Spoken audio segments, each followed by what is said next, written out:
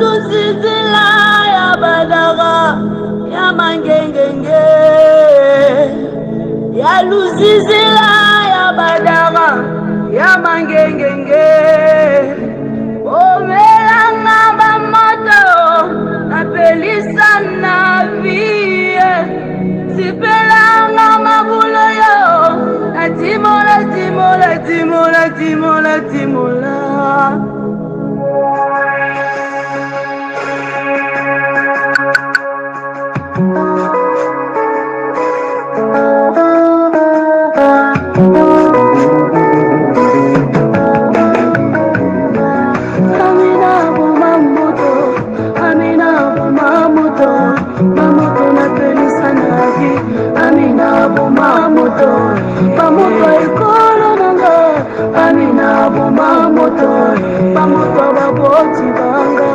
Amina boma moto natumei nasumuka Amina boma moto s'il te plaît chelanga nase Amina boma moto chelanga nase Amina boma moto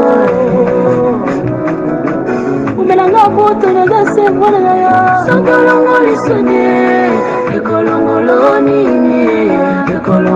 nini aya Soga pamolinga ye kolongolo nini ekolongolo nini aya Soga besinga bana yonani salanga bola muna sepela mbulo yo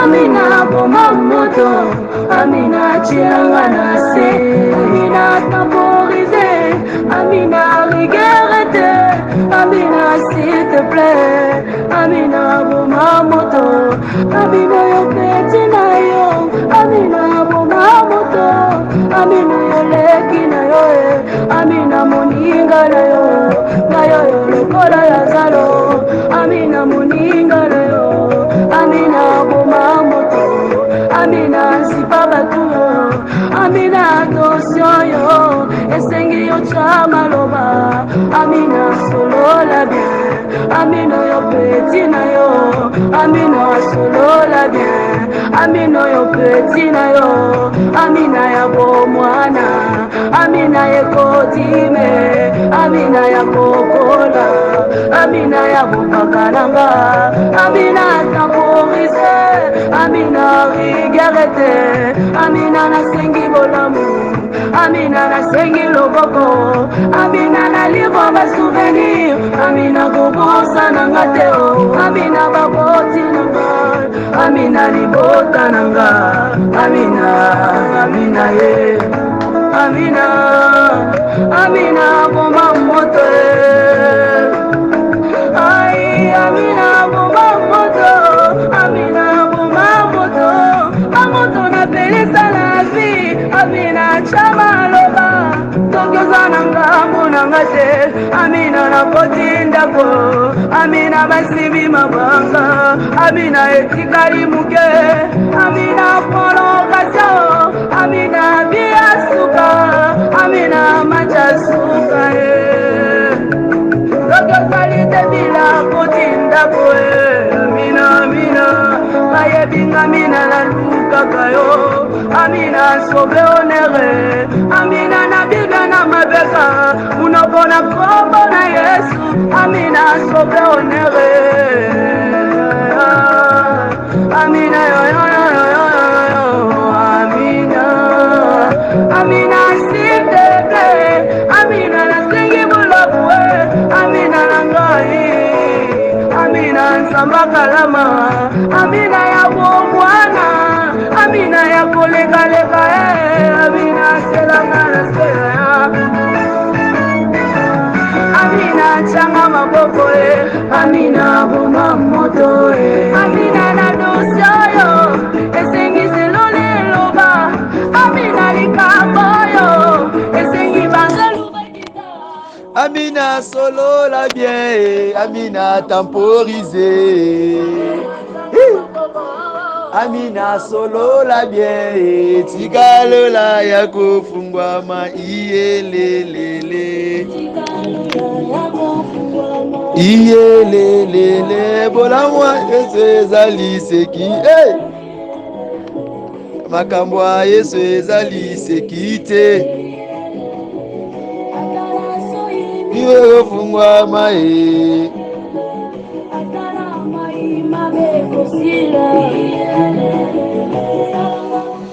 Shalom peuple de Dieu, bonsoir libota nanzambe, kolo Messia apambola biso kobele mada sa présence. Na kati ya 73e nuit na biso dans la présence de Dieu. Na 90e moment oyo epesa melaki biso ya kokuta na kolo Messia. Jour J moins combien? Vraiment nzamba azosunga, nzamba osunga. Totikalo au moins ya 17 nuit. Pour remplir notre agenda, continuer sous marche, alors on ne sait pas pour l'instant où tu es que l'autre commune à 73e nuit sur 90 moments où tu es dans la présence de Dieu. Vraiment, Nzamba Pambola Bisso, vraiment sans plus tarder, il n'y a pas beaucoup de temps à perdre parce que tu as un temps à prière. Nous sommes là juste un temps à prière, donc yebisan de quoi là qui a la mouka, yebisan de quoi déjà à soki azawa pibenga yebiseka aya era losambo koki parce que nous voulons chercher Dieu, c'est notre moment vraiment préférable de parler avec Dieu. Vraiment, nous allons faire la lecture dans 4 livre il y a dans 4 livre il y a Psaume chapitre 18 le verset premier.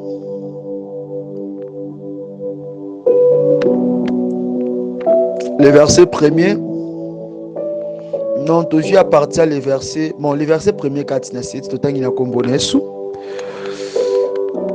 au chef des chantres du serviteur de l'Éternel de David, qui adressa à l'Éternel les paroles de ses cantiques, lorsque l'Éternel le eut délivré de la main de tous ses ennemis et de la main de Saoul. Il dit: je t'aime, ô Éternel, ma force. Éternel, mon rocher, ma force terrestre.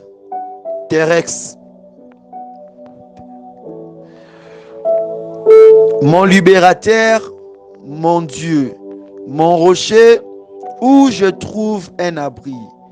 Mon bouclier, la force qui me sauve, ma haute retraite. Je m'écrie: loué soit l'Éternel, et je suis délivré de mes ennemis. Le lien de la mort m'avait environné, et les torrents de la destruction m'avaient épouvanté. Les liens du sépulcre m'avaient entouré. Le filet de la mort m'avait surpris. Dans ma détresse, je invoque l'Éternel. J'écris à mon Dieu. De son palais, il attendit ma voix et mon cri est parvenu devant lui à ses oreilles. Tokena kati livre à Jérémie, chapitre 1er, le verset 19. Totangi nako mbona Yesu Christo. Ils te feront la guerre, mais ils ne te vaincront pas, car je suis avec toi pour te délivrer, dit l'Éternel. Prions. Seigneur Jésus, nous te disons merci pour un moment où Pesi biso ya kobelema dans ta présence. Merci lisusu kozwa kobelema na moment où tope na ngolo sali moko na moko kotelema liboso na yo. Parce que kolela kolamuka ezali habitude te Père de gloire. Na pambo libota na nzambe nyonso bolandanga na tango oyo. Car ndenge osala ngolu ete maloba ozo kende bisika ebele etambola bisika ebele o ba recevoir ba audio a vidéo au Père de gloire. Merci pour na ngolu, merci pour na faveur oyo. Tika ete moto nyonso a recevoir lo sambo o a recevoir vidéo audio o Yahweh azala béni na kombo na Yesu. La paix, la restauration, la victoire, la joie, l'allégresse, et ça partage un décognon soit recevoir le sambo oyo. Père de gloire, je me tiens devant ton peuple. Je suis un simple homme, je suis un simple instrument. Comme dit la parole de Dieu, je suis un serviteur inutile, Père de gloire. Toni na komi beta Père de gloire. Ceux qui ont l'obité au salité katinanga Père de gloire. Utilisez-moi puissamment Père de gloire. L'orgueil à mon qualité, arrogance à mon qualité. Ni mes pensées, ni les envies, ni les pensées arrière, Père de gloire. Parle et dirige. Je sois disposé dans ta présence. In Jesus' name. Et je crois que ce soir, Nanyua lelo, yo pambola mutumoko, yo bikisa mutumoko, nakata losambo oyo, nakombo nesu Messia. Commence avec nous, sois avec nous et achève avec nous. Comme un seul peuple réuni par ton nom, nous te disons, merci Seigneur Jésus-Christ de Nazareth. Alléluia. Amen. Amen. Kolo apambola yo ndeko nyonso et oyo se dispose na tango oyo. D'abord napesi mbote mingi epai ya Yesu Mesia. Napesi epe merci ya mingi epai ya Yesu Mesia. Oyo atelemisi nga liboso na bino. Puis napesi sous merci pe mbote lisusu epai ya l'homme de Dieu, servante de Dieu, peuple de Dieu, obolandanga na tango oyo kolo apambola bino, ainsi que libota na nzambe nyonso wa ministère de la repentance. Que Dieu vous bénisse. C'est votre humble serviteur, le frère Paul Bouaka Saroki, oyo bolandaka na bandako na bino boyokaka voix oyo. Un homme vraiment simple. Ezaka ngolo nzamba sali ngai. Vraiment kola pambola biso. A pambola open de nyonso. Oyo bengami mwana kati na nkolo Yesu Mesia. Nous continuons sur le message Otobandaki Nango. Tiens à la promesse de Dieu. Tiens à la promesse de Dieu. Simba bilaka ya nzambe. Simba bilaka na nzambe. Alors on a quatre livres ya Psaume chapitre 18. Et Tali Sabisoka toujours que d'abord premièrement sur la promesse que Dieu avait parlé sur Abraham. Tout le monde qui n'a quatre livres à Genèse chapitre 15 le verset 13 18. Tout le monde qui comment est-ce que nous avons ko promettre Abraham quand Abraham abetaki libaku liboso na nkolo. Mais na kata libaku wana on a vu que Dieu il avait promis à Abraham pour montrer quoi? Ce qu'il avait dit à Abraham na kata Genèse 12. Azaka nzambe moko. Abaki na Abraham il sera béni de son départ et de son arrivée et na bovandi samina épée. Alors tant Abraham a quoi isamaki, la promesse de Dieu ne devait pas quitter pour Abraham à quoi qui non. Pour montrer que quand Dieu parle, quand Dieu dit, s'il t'avait déjà dit, il t'avait déjà béni, il t'avait déjà annoncé quelque chose sur ta vie, attends-toi que même pas l'élote, même pas l'obi, so monité, ba mikolo koya, ba mbule koya omo na kaka. La promesse de Dieu, permettez-moi de vous dire cela. La promesse de Dieu sur un homme ne regarde pas l'état de l'homme.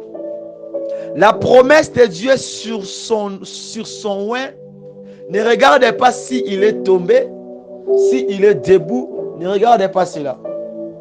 Parce qu'il a un temps qu'il avait fixé. Il a un temps. Oh, il est mort et bien qu'il attend sur le coquille. Attends, na kata poto ya kwa accompli bilakwa loba pona yo. Ata posé à côté les ma kwa accompli bilakwa loba pona yo. Na encourage auto que ça la mabe. Na encourage auto va na kata bonoki, na kata koiba, na kata kobebisa te. Na talisio ke ponzambe ako ki sa promesse bilaka na likolo na yo.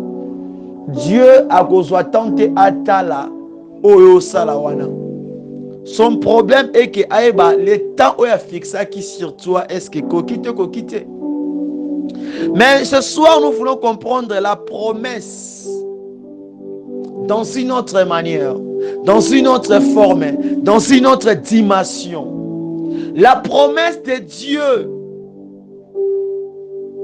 c'est quelque chose dans la vie de l'homme qui rajoute, ou bien qui renforce, ou bien qui redonne encore la force au moment de la faiblesse, au moment abattu, au moment que la personne est désespérée.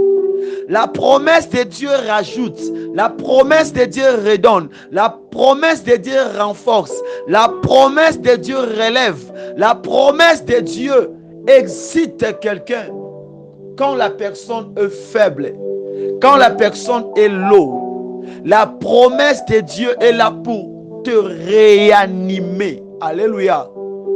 David dit dans le livre de Psaume 18, Abraham était battu. Pourquoi? Il avait senti qu'il avait désobéi à Dieu.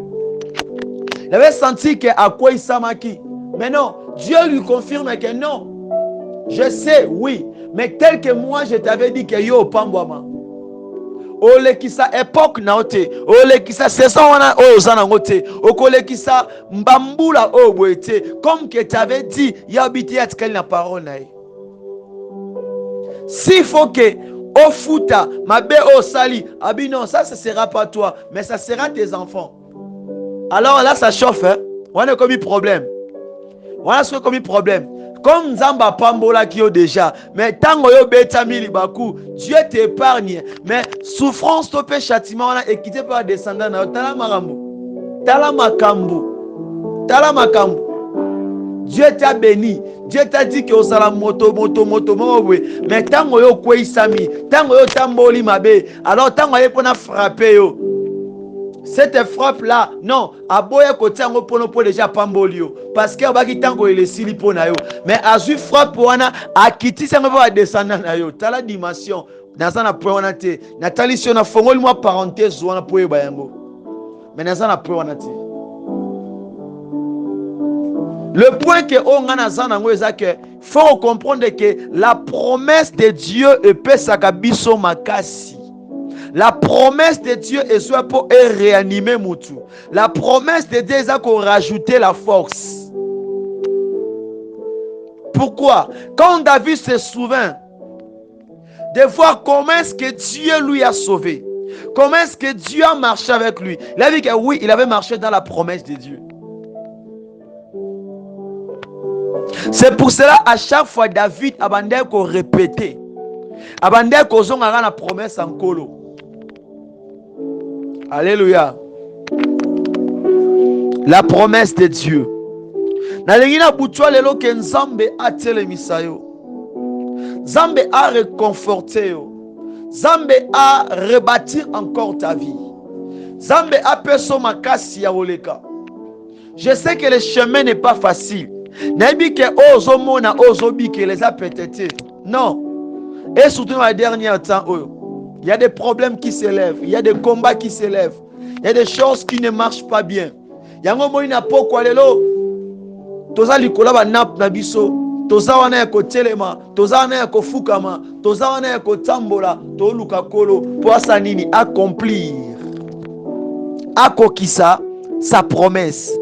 Alors quand tu regardes la promesse de Dieu sur ta vie, même si tu étais abattu, même si tu avais rien, même si tu n'enfantais pas, même si tu n'es pas encore marié, même si tu es décis, même si tu as perdu des enfants, même si ministère est koufi, même si marambwe baby, même si balongoli musala, même si okwe na business, même si ba escroquer au mbongo, même si ba koseli au makambu, même si ba critiquer, même si ba considérer, mais quand tu fixes tes yeux vers la promesse de Dieu, cela maintenant va créer une atmosphère prophétique qui va provoquer que Zambé maintenant aya ko rajouter, aya ko peso makasi devant tes difficultés. Alléluia. Ça dit que la promesse de Dieu, tant que tu as mis sur la promesse en colo, directement makasi moko ya kati na moto za automatique.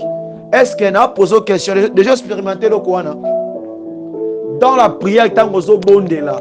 Tant au bon de la ka, au cause à la bâtie, au là, comment on déranger, mais tant au continue à prier en profondeur, tant au commis qu'on rappelle Nzambe éternel, tu m'avais dit, vous comprenez que dans 4 points, c'est comme si il y a un loco moko matara na 4 moto. Alléluia. Est-ce que vous comprenez nga bisika wana?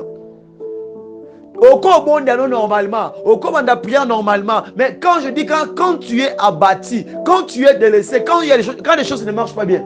Mais ce que tant on a bon comme là, tant on compte na promesse en colo, o kande ni katina yo. O mona ke force moko yaka, tantôt o yo kana kite. O mona pongo sima misu, wanda ko yoti kolela, o komi ko bonde seka, o ko bonde ko kumi sanzambe, komi ko louo, komi ko adorer. Alléluia. Ah o komi sikoyo.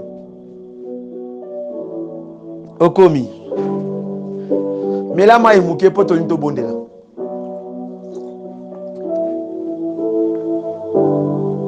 Tolingi to bonde là. Tolingi to mata to pelisa moto. Alors, ce qu'il faut noter sur ces points, tes yeux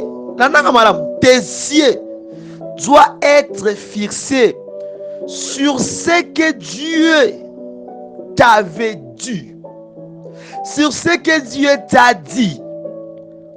C'est là où se trouve ta force. Alléluia. Psaume 18:3. Quand toi tu fixes tes yeux vers la promesse de Dieu, c'est là maintenant où se trouve ta force. Ta force ne trouve pas sur ce que ton père t'a dit. Ta force ne trouve pas sur ce que ta mère t'avait dit. Ta force ne trouve pas sur ce que cet homme-là t'avait dit, t'avait promis. Non. Ta force ne trouve pas sur ce que ceux qui oui, il y a Nimio. Non, ta force ne se trouve pas là. Ta force se trouve là où Dieu t'avait dit. Que là où est ta promesse, c'est là où ta force se trouve. Parce que quand tu arrives vers cela, tes complications, tes difficultés n'auront plus l'effet sur toi. Alléluia. Mais quand tu t'appuies sur ce que au moins il y a un problème. Mais quand tu t'appuies sur la promesse de Dieu, et ça le la protection quand David a Zoroba, tout en version pour prier.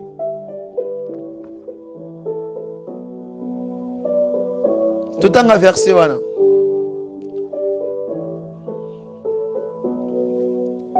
J'aime ces versets, le verset 3. J'aime ces versets. Habit éternel, mon rocher, oh, ma force terrestre, mon libérateur, mon Dieu, mon rocher, où je trouve un abri. Oh, vous comprenez? Mon bouclier, aïe, et indikoto. La force qui me sauve. Quelle force qui lui sauve? Il est sauvé, pourquoi? Parce qu'il apporte, parce que Azom même la promesse de Dieu. Alléluia. Ma haute retraite. Alléluia. Si tu n'as pas la promesse de Dieu, si tu n'as pas les bilaka na Nzambe, au croato ça va prière à boy, au croato, au croato bandeni au bon de la terre. Il faut avoir toujours la promesse de Dieu pour bien prier, la prière à boy. Je suis délivré de mes ennemis. Même lien singa ya kufa tango ejinga kiye. Oh, ya bangagite. Pourquoi? Parce qu'il avait la promesse de Dieu. Même si makelele ba kakezobeta ba éclair ba tindele ka sonda. Ya bangagite. Pourquoi? Parce qu'il a la promesse de Dieu. La promesse de Dieu peut sa makasi. Tango sili malobesina mnorozo bondela. Olembi malobesina monoko. Mettons obika Seigneur. Seigneur, Seigneur, Seigneur, Seigneur, remember me. Seigneur, souviens-toi de moi. Yesu kanisangai. Oh, kanisanga olobaka nangai. Yesu yondo olobaka. Yesu yondo. Ah. C'est là maintenant où a force à le verset 3 des Obanda. Habite dans ma détresse. Dans ma détresse, je criais à l'Éternel. Dans mes douleurs, je criais à l'Éternel. Donc, dans ma détresse, je crie à l'Éternel. Il invoque l'Éternel. Oh, je crie à mon Dieu de son palais. Il attend ma voix. Et mon cri est parvenu devant lui, à ses oreilles. on touche Dieu, on touche le cœur de Dieu quand tu t'accroches, quand on s'assoit dans sa promesse. Alléluia. Nous voulons prier. Sois position malamu. Na lingo zongela su bilaka wana. Ato tika bilaka te. To na posa nzamba kokisa o alobaki. Alingo lobela nzambe. Alingo ebisa nzambe. Bilaka na ye. Akokisa yango. Bilaka na ye lobaki asala. Alingi mtu alobela nzambe na butwa lelo ke papa. Moi je vais voir. Moi je vais bika. Moi je vais mona. Ce que tu avais dit, la promesse de Dieu, bilaka na nzambe. Bilaka na nzambe bien-aimé. Osenga nzamba kokisaka bilaka ne likolo mo na yo. Tanga bika mwesi nanu te. Tanga bilaka si nanu te. Yebi nzambe wana alingo matsa mongono likolo. Obanda kobondela. Nalingo matsa mongono likolo. Obanda kolobela nzambe.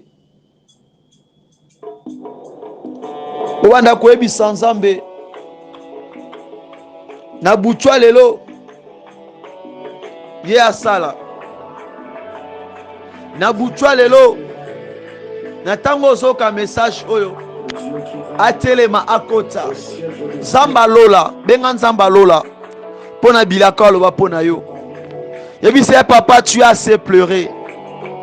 Yebi se umela. Yes. Hey. Yes. Hey. Tangwa bika moi esili na nute. Tangwa bika moi esili na nute. Olaka bika moi asila na nute. Tangwa bika moi esili na nute. Tangwa bika moi esili na nute. Tangwa bika moi esili na nute. Oyala akali beto na asila na nute. Tangwa bika moi esili na nute. Oyala kokitalo asila na nute. Tangwa bika moi esili na nute. Jamba bameja asila na nute. Tangwa bika moi esili na nute. Elombe ya mamo asila na nute. Tangwa bika moi esili na nute. Wapi biga moi. Wapi biga moi. Wapi biga moi. Wapi kazaka. Sache il y a 0,0 km. Wapi bika moi. Wapi bika moi. Na bangomba voluka yo. Na ba chambre haute. Kata bazamba. Wapi bika moi. Wapi bika moi. Wapi mafuta. Wapi élévation. Oh yaya nanga. Oh yaya nanga.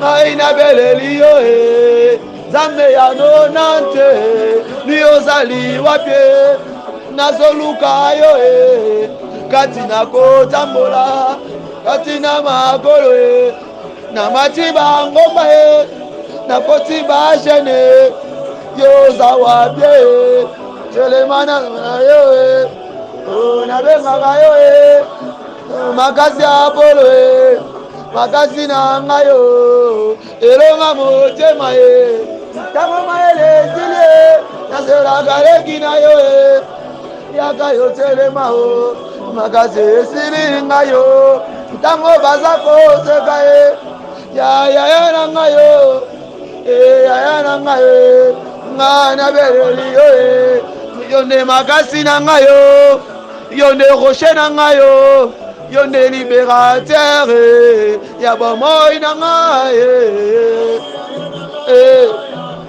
aya nanga lobi konanga lobi gamo nanga yo iya nanga yo ba genou na se pona goluga yo yo David a ouvert yo. Je le mépris. Yebisan Zambe, il est là.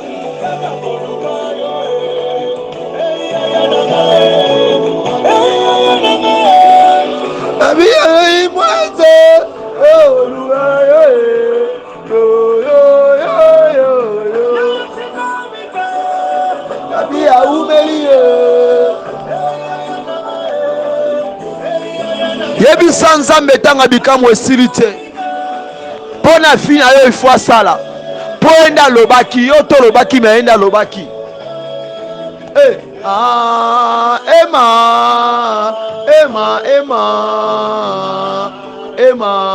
yo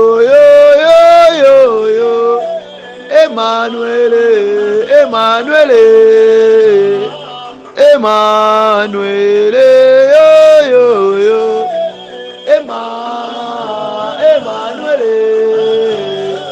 Emma yo Zambe ya lola shukale yo baba moindeni Shanda baba heka basakia shukale yo baba kitana pawe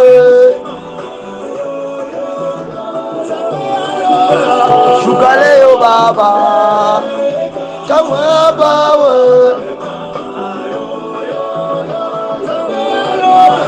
shukale yo baba Emma Bien, intercède, prie là où tu es. Yebi Sanzambe tango koki. Yebi Sanzamba telema. Akata likambo wana.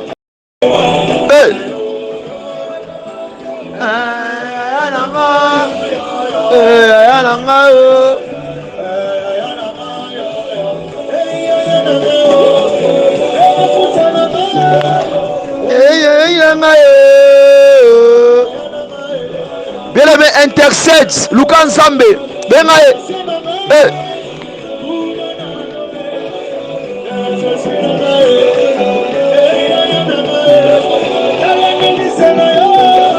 Zalaka leki na yo,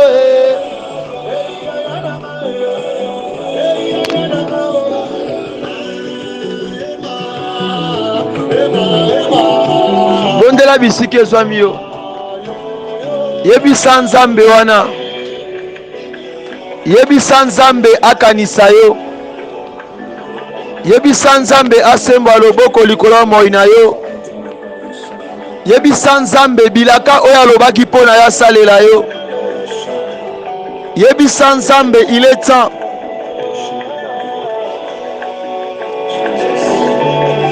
David azolela azoyebisan Zambe. David azolela azoyebisan Zambe alobi na Nzambe ende rocher na ye. Bondela yebisan Zambe. Yebisan Zambe wana. Ba oyo bamona bilaka Nzambe yo leki bango na nini? To ba oyo Nzambe asalela yo leki bango na nini? Ba oyo Nzambe avisita bango yo leki bango na nini? To basala nini? Yebisa kolo Mesia. Yebisa kolo Mesia. Lobela kolo azoka yo. Yebisa kolo.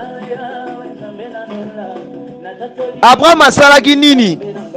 Kutu nga soki na mone ndenge kibomotoke Abraham akweyisamaki abetaki libaku. Me na kati ya libaku wana Nzambe empeshaki ete mpo akokisa oyo alobelaki Abraham. Dans mabe na biso parfois oyo tosalaka na miso ya Nzambe ekopekisa Nzambe te mpo asalela yo. Yango un jour tona bandi kosala Nzambe sika. J'ai croisé un homme de Dieu. M'a dit Paul, bon Nzambe asalela yo, il ne peut pas regarder que Soza Moïbi, Soza païen, Soza Ndenyabi. Non. Dieu bénit même les païens. Dieu bénit même les gens qui sont dans le manger. Non, c'est impossible. Non. Si juste que à la kaka à pambola to a tebi la kane likona yo. Peu importe état na yo, ye a changé à tena maloba na ye. te bisika tikala papa yango wana obi aucun papa aki refusé moi ne po atanga soyi to po aza moyibi to po aza aventurier to po aza ndumba te soki azaka iniki mwana wana akobomba ye peu importe état na ye na vai na obia te moto akosi ngai. Mais par après j'ai compris que oui c'était la vérité. Zamba kosa te, Zamba kosa te. Alors yebisa nzamba kaniso pona bilaka, yebisa nzambe osimbi bilaka wana omona na butwa lelo, yebisa nzambe, yebisa nzambe. Parfois nga pe na bondelaka, to na bondelaka, parfois na lembi pe na baye pe na osela na bite na fa nanu boye mambo esimba te. Mais to na kotaka na bilaka olobaki pona nga nde bisika oyo namonaka abrise nga, abrise bonzoto na ngai, apesi nga makasi ya sika oyo namoni ke naza oblige nasalela ye. Natali ka parcours bisika na banda na bisika na komi namoni ke naza oblige nasala kaka. Parfois biloko wana fo ezongisaka yo. David abandi koloba na Psaume 18 abi ke nzambe abikisa ye na ba ennemi na ye. Asuki wana te a préciser malamu abi de la main de Saoul. Poto ebi Saoul ngana yo ana robundisa ye. Donc Dieu, quand tu as sa promesse, il va te protéger. Yanga bengie son bouclier, yanga bengie sa force, yanga bengie elonga na kombo na Yesu. Bonde la bisike zwami yo.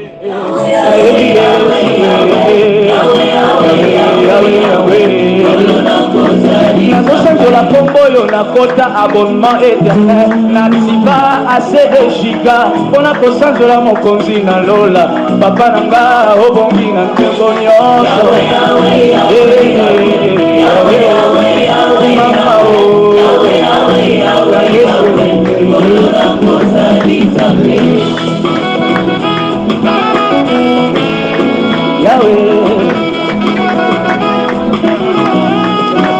Yahweh nanga yokumanga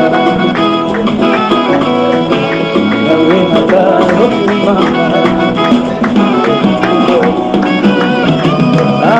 na yembeli yo na kumisi yo elonga nanga elita nanga na yembeli yo na kumisi yo elonga nanga elita oh na letoli yo na sanjoli yo makasi nanga yambaro yeko na yembeli yo na kumisi yo elonga nanga elita oh na letoli yo na sanjoli yo elonga nanga obongi nango na yembeli yo na kumisi yo mama yokumanga Yahweh mama lelele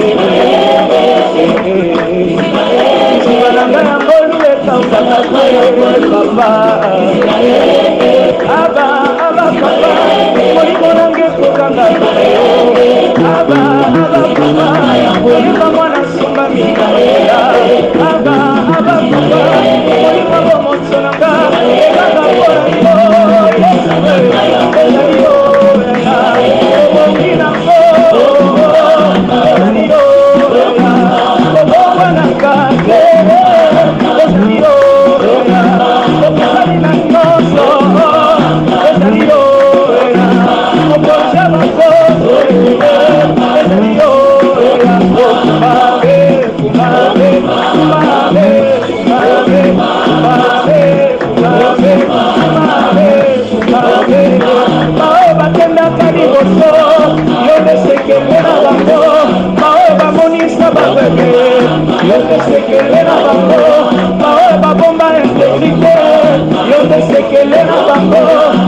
batelemisa moi likolo yotesekele na bango kombo ya Yesu kombo nanga tesekeleo kombo ya Yesu kombo nanga tesekeleo toyemba sekeleo yanga sekeleo na mosala nanga sekeleo yanga sekeleo na bitumba nanga sekeleo na mosala sekeleo na mosala nanga yeba stratégie sekeleo na ministère nanga yeba stratégie sekeleo yonso na kosala nanga sekeleo bakendaka liboso bao basala bikamwa na se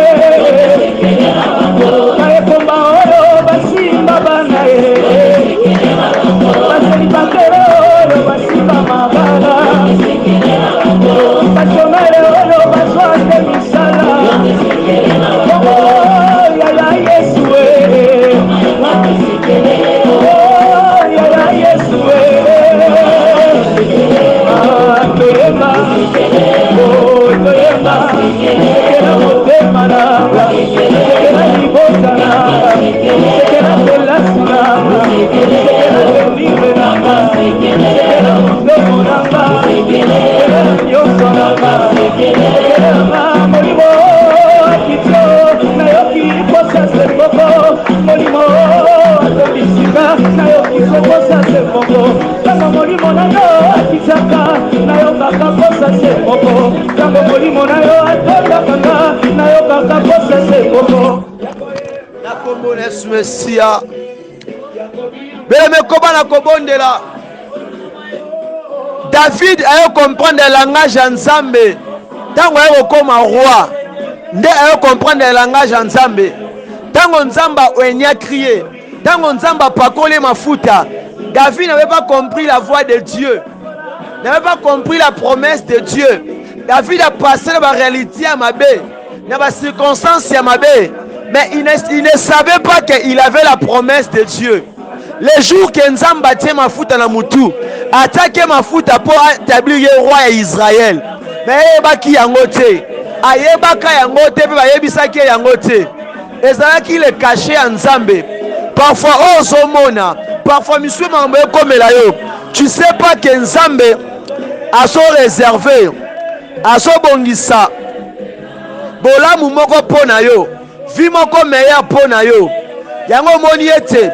Il faut otalisa Nzambe, il faut kolobela Yesu, il faut koyebisa Yesu, yebisa Yesu Emmanuel, yebisa Yesu Shama, yebisa Nzambe. David ayeba yango te, so otangi ebi okomona yango malamu. Samuel abombaki secret, Samuel agardaki secret a un de David, même papa David ayeba te ke ba un de po azala roi Israël, ayebaki yango te. Il n'avait pas compris cela, mais David a souffert. Ne pense pas que si tu as la promesse de Dieu, oh comme on a facilité, oh comme on a pétété. Parfois, quand les kabisika musobi kenzamba tikyo, David a vu à combien de fois mona liwa na misnae. David a mis la mort à mona liwa combien de fois, mais azaki loin de Dieu.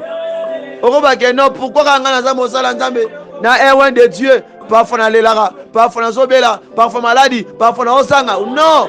Non, non, non, c'est biblique. David était un ouen de Dieu, le préféré de Dieu. Mais David a raté l'Iwana combien de fois?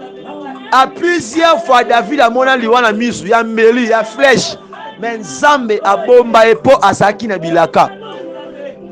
La promesse de Dieu, c'est ta force. La promesse de Dieu, c'est ton bouclier. La promesse de Dieu, c'est la présence de ton libérateur. La promesse de Dieu, c'est ton rocher. La promesse de Dieu, c'est ta assurance. La promesse de Dieu, c'est ta vertu. La promesse de Dieu, tant que Zakatinayo, même si Mamboye ke malamute, yo bangelo te, yemora za responsable n'engo. David a réalisé ngo awa ebara yango te. Mais après avoir compris que oh, dans tout ce que moi je vis, Dieu m'a délivré de mes ennemis et de la main de Saoul. Oh, parce que j'avais la promesse de Dieu. Ah! Donc quand tu as la promesse de Dieu, Tant ozomona ba horrible, tant ozomona ba complication, faut comprendre que au bandit ko chemin na yo. Mais au éviter bord d'arrivée zawapi. Yebi sakolo mesia, tali sebi la kaloba pona yo. Atindaka ba sakoli. Bato maboma, ba bisengi balobela yo, ba sula balobela yo.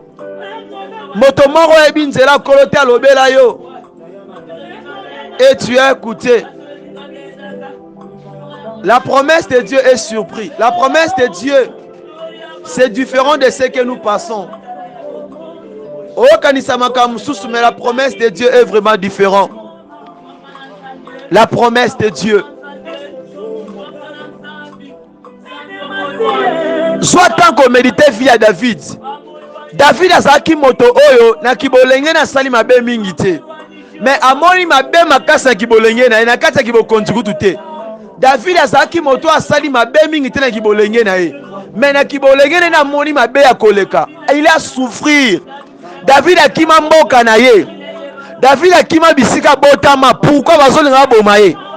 Pourquoi? Parce qu'il avait la promesse de Dieu. La promesse de Dieu. Rappelez nzambe bilaka na ye. Ya mutute ya ye, ya mutute oye na loba. Oye za fabriqué te, oye mo nzamba lobela yo. La promesse de Dieu peut saramakasi. La promesse de Dieu parfois libote ko boaka yo. Parfois tali pensela ngwe simba te. Mobala ko promettre yo. Maman ko promettre yo. Bandeko ba ko promettre yo. Mais ba oki po sala ngo te. Oui po baza batu. Po ba tala makoki na bango. Mais nzamba tala makoki na ete. Nzamba tala makoki na ete. Yesu alobi a rosala po ye mo kaza le créateur. Yebisa Yesu, est-ce qu'azomona na point okomi? David alobaki ete, Seigneur, tu es mon rocher, tu es mon sauveur. Psaume 18, premier 7. Yesu yawe zomona. Yawe talangai bilako lobaki. Bilako lobaki. Bilako lobaki. Bilako lobaki. Bilako lobaki. Bien aimé, ça biblique. Même Joseph, quand il a vu la promesse de Dieu, c'est là où il a commencé Bitumba Makasi. Non, c'est pas facile. Quand tu as la promesse de Dieu, la vie sera pas facile. Ozo bela makasi okufate pour nini parce que tu as la promesse de Dieu. Ozo va choquer les cœurs na makasi mais pas nyonzo kufate. Ngana mona mdasala AVC na sanga matanga ngana mona yango. Mais yo zo ba kambo elekata sanga matanga. Okufate wana ba moyi. Ngana mona muta koma baba. Ba ko pese annonce balongoli e musala. Mais yo perdra biloko eleki musala na valeur. Mais au sala Christ, pourquoi? Parce que tu as la promesse de Dieu. Mama bondela ndeko bondela. Lobela nzambe sa promesse bilaka na ye. Bilaka nzambe. Bilaka nzambe. Bilaka nzambe. Bilaka nzambe. Bilaka nzambe. Yebisa nzambe akokisa bilaka wana. Rappelez nzambe. Rappelez nzambe. Rappelez nzambe. Na contexte mosusu, sona mona une femme qui était entre les femmes. Tango zoloba, abina Élisée, mon mari avait servi ton Dieu. C'est comme si Kenzamba pesa mobile ne bilaka, Nicolas famille na e. Mais ya moni yango te. Nda rappelaki Élisée, mobile nanga sela ki nzambe na yo. Ah, Élisée avait compris que c'est que mon Dieu, il avait promis à cette famille que on sait la bango loko. Même si mobile n'a zate, yozo bango en charge. Alors c'est pour cela que Dieu avait agi. Bon Dieu na kombo na Messia.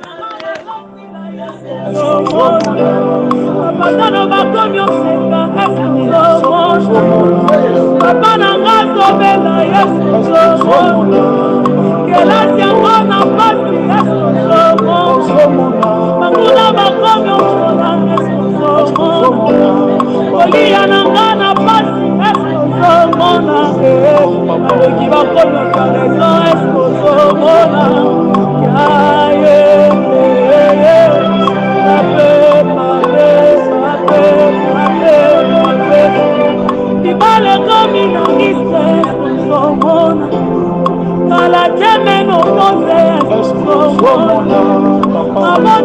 soki oluka eske ozomona bagenu na nge ezofika eske ozomona na bazamba koluka yo eske ozomona na bangomba kobenga yo yesu ozomona ana zosangwe nini oizaka bola mai apesaki yo nini abrama twai isaki ezwabondela lolenge nini okapela bondelo opesanga ye kini sangalola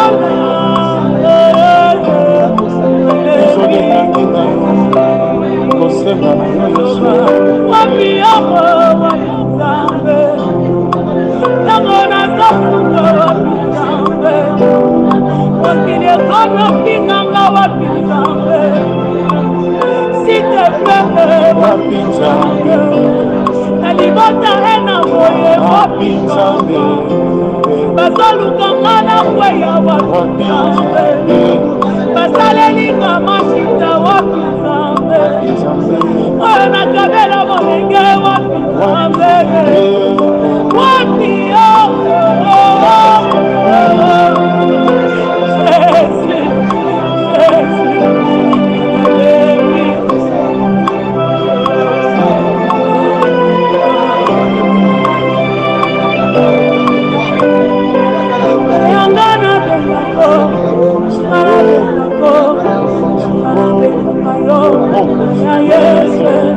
afana bengako ata pasi na bengako yesu bengaka yo pamane mobali yango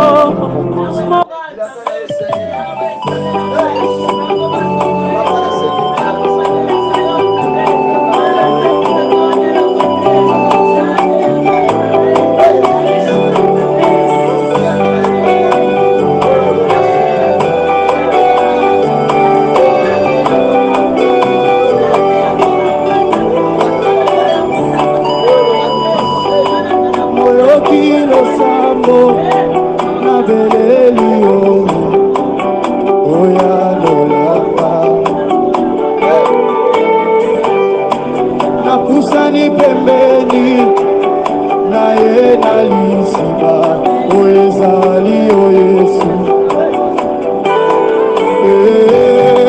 moyo kilosambo nabeleli yo oyalolaka papa nakusani pembeni naye nalisiba oyezali o Yesu belela mokilo sambo na beleli oyanola kai na pusani pembeni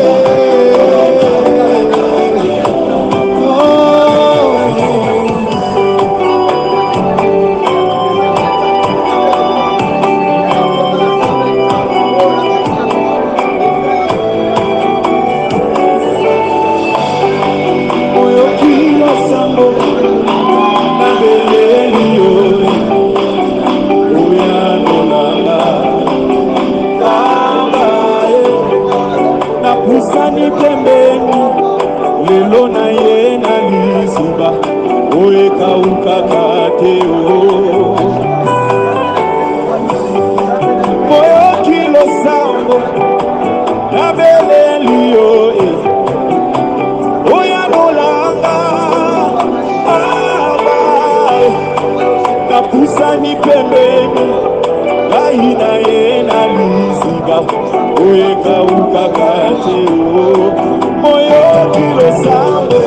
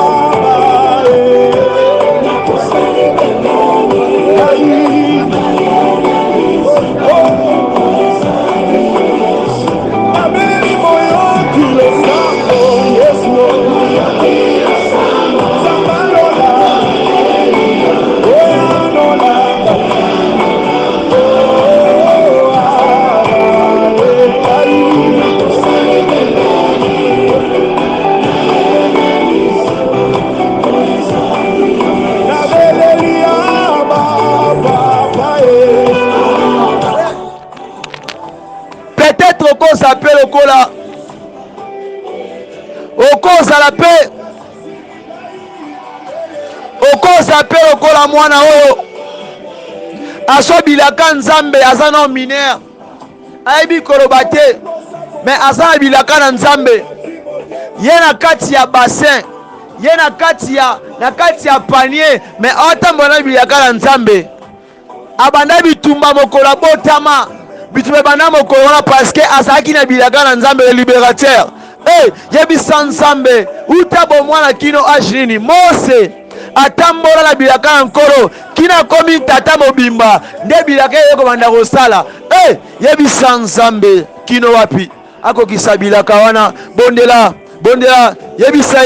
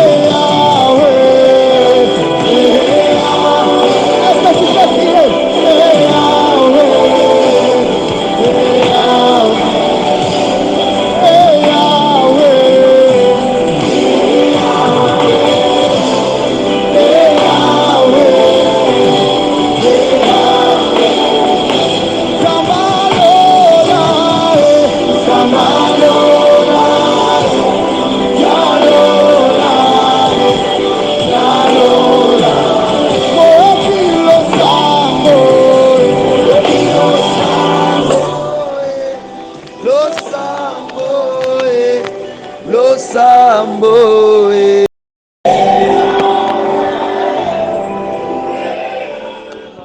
topambola kolo wana oyo avandi na ngwende na kiti ya bokonzi na ye na 1 heure tozwaki na kati ya nkolo Mesia na 1 heure du temps topase dans sa présence pour na kobondela sur le message oyo mo rapesi biso lisusu oyo mo atalisi biso sur la promesse, sur sa promesse, parce qu'il y a ceux-là qui sont déjà fatigués o ba abandonner ba bi kenzamba ngaloba te nzamba ngwa sala ku nzamba ngaloba me asa akokisaka ndete alobaka kunga za balemba prophétie ayo soki na lemba message oyo yaka nango ya nyonso na balabala na ndaku wapi na zwaka message oyo mais ekokisamaka te mpona nini alors da muta bongo lemba déjà yango wana topambola kombo na Yesu Mesia oyo avandi na ngwende na kiti ya bokonzi na ye totombola ye Mesia topese merci oyo akomisi biso na kati ya deuxième mois oyo na butwa lelo tokende kolala toyebisa kolo akumama na ya batela biso kopambola kombo na ye kopesa ye action de grâce na butwa lelo mpona pema mpona vie kozala reconnaissant liboso na ye na bitumba oyo azobundela yo na elonga oyo azopesa yo na oyo asaleli yo na oyo moni pesa ye action de grâce pesa ye merci kumisa kombo na ye na kombo na Yesu Mesia action de grâce ça peut pas être seulement l'argent ça peut pas être seulement prier mais ça peut être tout ce que tu ressens de donner à Dieu comme action de grâce. Oui, tu peux le faire, tu peux chanter, tu peux lui glorifier, tu peux juste être reconnaissant. Être juste reconnaissant liboso nzambe. C'est ça représenter l'action de grâce. Yango mona a poussé là, il s'arrête pas là, à rolinga à offrir à bonzela nzambe, à tumbelembeka. Pour ataliser que oui, ce qu'il lui a fait, oui, à là qui est, et quand qui est dans le monde de tes mains, yango pambola Yesu Mesia. Eh! Abraham aleka oka nzambe na sena moyi. Tola mwende na yo e. Oya ya na kiti ya bokonzi na yo. Na yo pandi na kiti ya bokonzi na yo. Ya yo pandi na kiti ya bokonzi na yo. Ya yo pandi na kiti ya bokonzi na yo.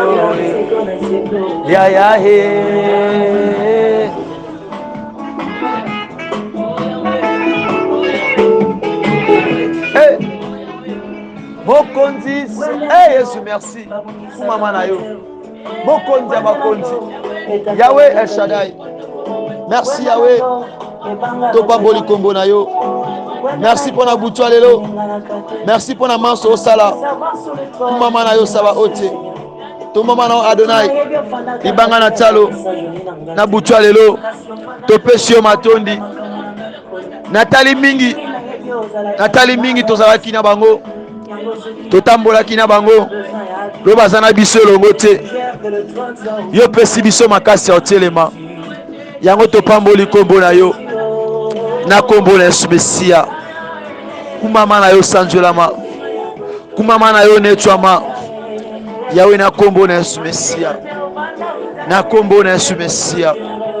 Le Dieu tout-puissant Sabaoth. Le maître d'état et de circonstances. Na kombo na Yesu Mesia. Adonai El Shaddai. Na kombo na Yesu Mesia. Na kombo na Yesu Mesia. Na kombo na Yesu Mesia. Yawe na senge pa na yo. Na lobe pa na yo. Yo sala yango. Na kombo na Yesu. Na kombo na Yesu. Merci Yahweh. Merci Adonai. Merci El Shaddai. Merci Libanga Natalo. Na kombo na Yesu Mesia. Le Dieu tout-puissant Sabaoth. Na kombo na Yesu kumama na yo. Merci pour na butwa lelo. Merci pour na manso sali. Na kombo na Yesu Mesia. Na kombo na Yesu Messia. Au nom puissant de Jésus. Au nom puissant de Jésus. Na kombo na Yesu Messia. Kumama na yo sanjola mana yo. Nettoie mana yo. Na kombo na Yesu Messia. Na kombo na Yesu Messia. Na kombo na Yesu Messia. Na kombo na Yesu Messia. Yahweh na kombo na Yesu Messia. Topesi yo merci totondi kombo na yo pona butwa lelo. Merci pour la 73e nuit kokoba na kati ya 90 moments dans ta présence. Merci Seigneur pour na moment où favorable pesi biso côté le maliboso na yo. Merci pour la circonstance nyonso. Merci pour na butwa lelo. Merci na moment où te présenter aux actions de grâce na biso.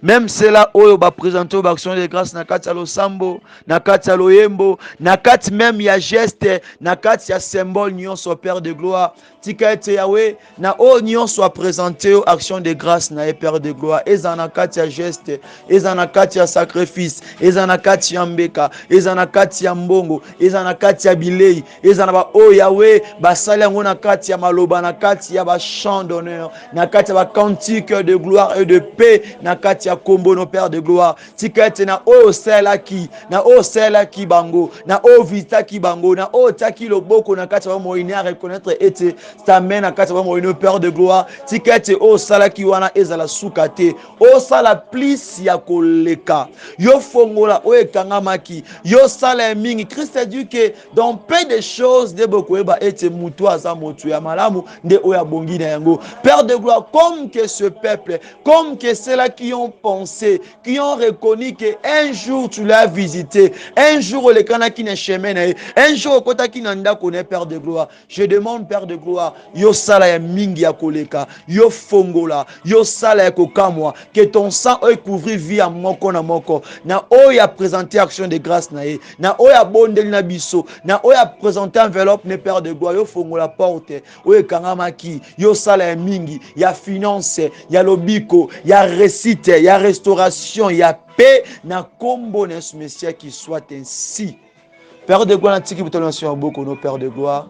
Lobi na kati ya livre proverbe tango tolala na kati na kimia tolala pongi ya du tobanga eloko te parce que oza ko veiller kati na biso na butwa lelo zala rocher zala bouclier zala libérateur zala sauveur zala abri ya moko na kombo na Yesu Messia na tiki programme lobi nation boko na yo pe na tiki libota o nation boko na yo bomba batela biso pe pambola mabele oyo ototie matambe na biso pambola bisika o papa sala ya mingi Père de gloire tout le monde a pu vivre yango na kombo na Yesu Messia comme un seul peuple réuni par ton nom. Nous croyons que tu l'as fait. Yango sunatiki les enfants abandonnés bana ba orphelins bana bitike batu oyo bazana lisungite les femmes veuves ceux qui sont hospitalisés na kati ba boloko Père de gloire yo telema o assister bango yo sembola mikono na yo kati na bango même les serviteurs o babungi nzela o si ba ko Père de gloire yawe na senge pa na yo yo semba loboko na yo na senge pa na yo yo ba ko se manifester na kati na bango yawe na kombo na Yesu Messia yo ramener cela qui était perdu ba ko ya que pesa makazo donc ça bona nzela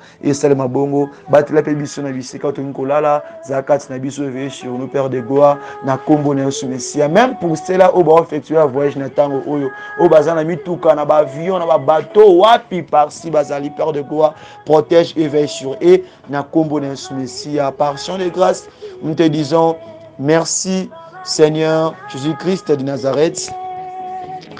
Alléluia. Amen amen. Zambe apambola biso butu malamu kola zana bino vraiment ko le matin on partager un message au bozozwa Zambe asala bino bolamu amona bino. C'était votre humble serviteur le frère Paul Boakassa, que Dieu vous bénisse. Bonne soirée à tous. Shalom.